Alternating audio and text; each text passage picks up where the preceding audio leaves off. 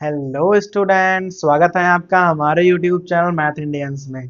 कक्षा 11 गणित में इस समय हम लोग छठा चैप्टर पढ़ रहे हैं, रैखिक असमीकाएं। और भाई आज के इस वीडियो में आपको हम पढ़ाने वाले हैं एक्सरसाइज 6.1। भाई सबसे पहले आपको हम बताएंगे सवाल नंबर 5। देखो, जो ये सवाल है भाई यहाँ पर कह रहा है कि x ना कोई वास्तविक संख्या है, उसके लिए ना आपको ये वाली असमीकाएं हल करनी है। और भाई हमें x का वास्तविक मान ज्ञात करना है। ठीक है, तो भाई सबसे पहले आप प्रश्न नंबर 5 को पढ़िए, क्या लिखा हुआ है। 4x+3 लेस देन 6x+7 लिखा हुआ है। ठीक है, तो भाई अभी क्या करना होता है, x वाले देखो रैखिक असमीकाएं हैं, लेकिन एकदम इन्हें हम समीकरण की तरह ही ट्रीट करेंगे। बस यहाँ थोड़ा सा फर्क होता है असमीकाओं और समीकरण में। वो जब आएगा तो आपको हम बता देंगे कि भाई कहाँ कहाँ पे अंतर होता है। बाकी हम एक जैसा ही ट्रीट करते हैं असमीकाओं को और समीकरणों को। ध्यान दीजिएगा, जैसे भाई यहाँ उतारिए 4x, और देखो वहां पे लिखा है 6x, उसको हम इधर ले आएंगे। उधर प्लस का था तो उधर माइनस का हो जाएगा। छोटा है 7 - 3, 3 को हम उधर ले जाएंगे। अब भाई यहाँ घटाओगे ना तो आ जाएगा -2x, और यहाँ आ जाएगा 4। अभी भाई आप क्या करो, अभी आप 2 से ना भाग कर दो, तो यहाँ आ जाएगा -x, और यहाँ आ जाएगा 2।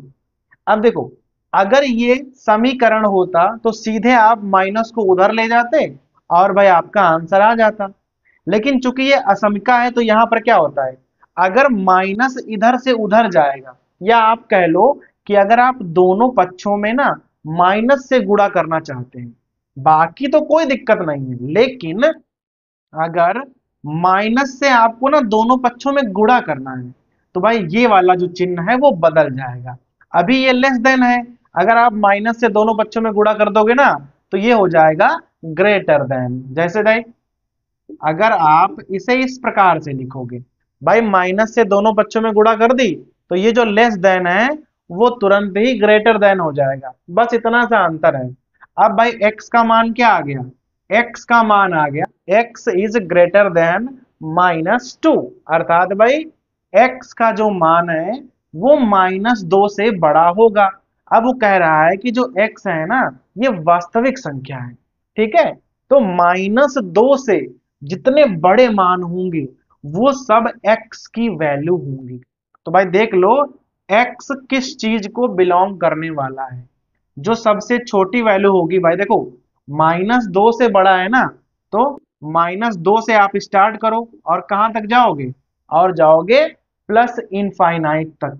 लेकिन ना हमें -2 लेना है, क्योंकि भाई -2 से बड़ा है ना, तो ना तो आप यहाँ -2 ले सकते हो और ना ही आप प्लस इनफाइनाइट ले सकते हो। बस इनके बीच की संख्याएं लेनी है, इसीलिए हमने दोनों तरफ ओपन इंटरवल लगा दिया है। तो भाई x किसको बिलोंग करेगा, -2 से लेकर प्लस इनफाइनाइट तक। तो देखा, जो सवाल है वो एकदम समीकरण की तरह ही लगे हुए। बस अगर आपको दोनों पक्षों में ना माइनस से गुणा करनी है, या आप कहो कि भाई माइनस को यहां से वहां ले जाना है, तो क्या होगा, भाई ये वाला जो निशान है वो बदल जाएगा। बस बाकी आप एकदम समीकरण की तरह ही उसे हल करोगे। ठीक है भाई, तो ये हो गया हमारा प्रश्न नंबर 5। ऐसे ही आपको ना छठा वाला देखना है। देखो 3x - 7 ग्रेटर देन लिखा है 5x - 1। अभी क्या है, x वाले आप ना एक तरफ कर लो तो 5x इधर आएंगे तो माइनस के हो जाएंगे। निशान आप वैसे लगाइए -1, -7 उधर जाएंगे ना तो प्लस के 7 हो जाएंगे। यहाँ पे आप घटा लीजिए तो -2x, और यहाँ पर आ जाएगा 6। देखो एकदम ऐसे ही बन गया है, सेम तो बना एकदम। अब देखना, यहाँ आप 2 से भाग करोगे तो कुछ इस प्रकार से बन जाएगा। चूंकि x माइनस का है तो आपको यहाँ से माइनस गायब करना पड़ेगा। गायब कैसे करोगे भाई, दोनों तरफ आप माइनस से गुणा कर दोगे। जब आप दोनों तरफ माइनस से गुणा करोगे तो होगा क्या, भाई जो हमारा चिन्ह है वो बदल जाएगा। अभी तक वो ग्रेटर देन था, अब वो हो जाएगा स्मॉलर देन, या लेस देन बोल सकते हो आप। तो भाई जो x है वो -3 से छोटा है और हमें x का ना वास्तविक मान ज्ञात करना है। तो -3 से जितनी भी छोटी वैल्यू होंगी वो सब x का मान होंगी। अब भाई उत्तर कैसे लिखोगे? लिखोगे x बिलोंग्स टू -3 इधर, क्योंकि भाई हाईएस्ट वैल्यू कहां तक जाएगी? -3 तक जाएगी, और जो लोएस्ट वैल्यू होगी वो होगी माइनस इनफाइनाइट। बस आप यहाँ ना तो -3 ले सकते हो ना ही माइनस इनफाइनाइट ले सकते हैं, इसीलिए हमने यहाँ पर ओपन इंटरवल लगा दिया है, ताकि भाई आपको समझ में आ जाए कि x का जो मान है वो -3 और माइनस इनफाइनाइट इनके बीच की ही संख्या है। ठीक है भाई, समझ में आ गया? तो थोड़ा सा अंतर है, बाकी ये एकदम समीकरण की तरह ही चलते हैं। तो भाई ये हो गया हमारा प्रश्न नंबर 5 और 6। अब भाई उसी प्रकार से देख लो आप प्रश्न नंबर 7 और प्रश्न नंबर 8 को। देखो पिछले सवाल में भाई क्या था कि वहां केवल ग्रेटर देन और स्मॉलर देन का यूज हुआ था, लेकिन भाई यहां पर अंतर क्या है?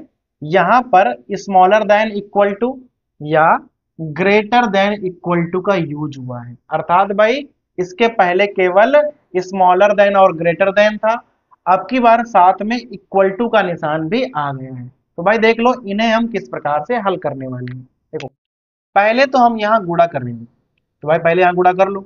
यहाँ हो जाएगा 3x-3 smaller than equal to, यहाँ क्या हो जाएगा 2x-6।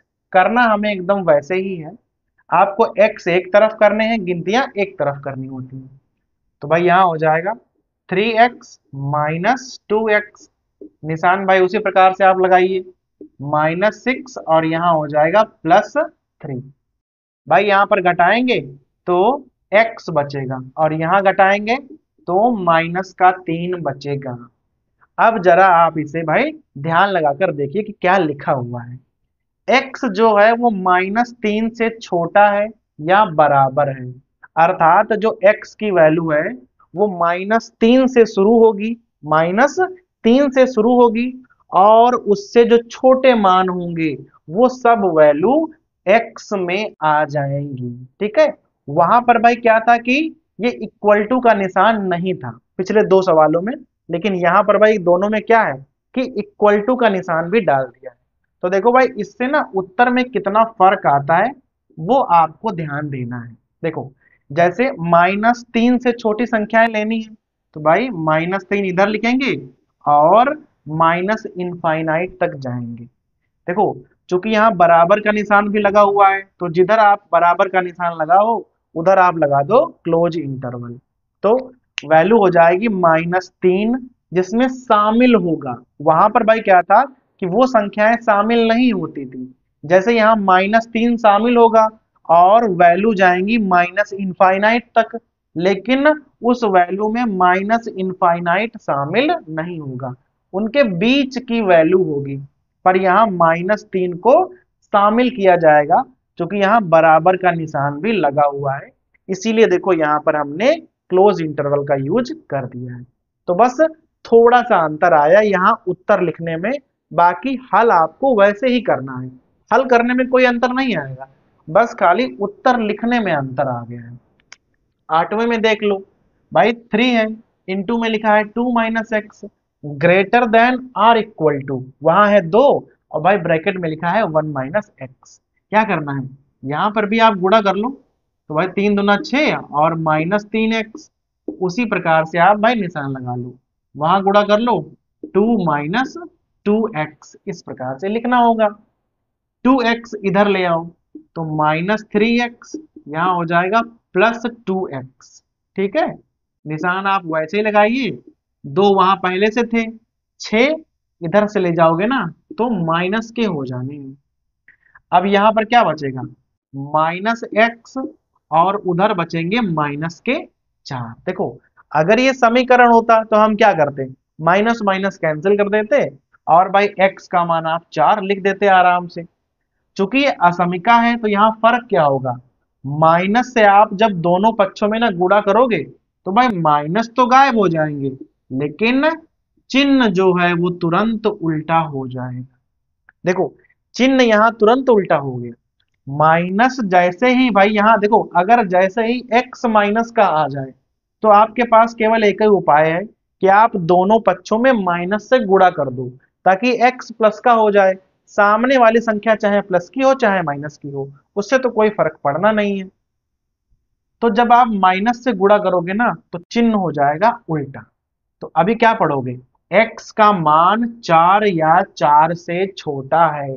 जैसे यहां पर x का मान -3 और उससे छोटी वैल्यू है, तो यहां पर आप आंसर कैसे लिखोगे, जैसे आपने यहां पर लिखा था।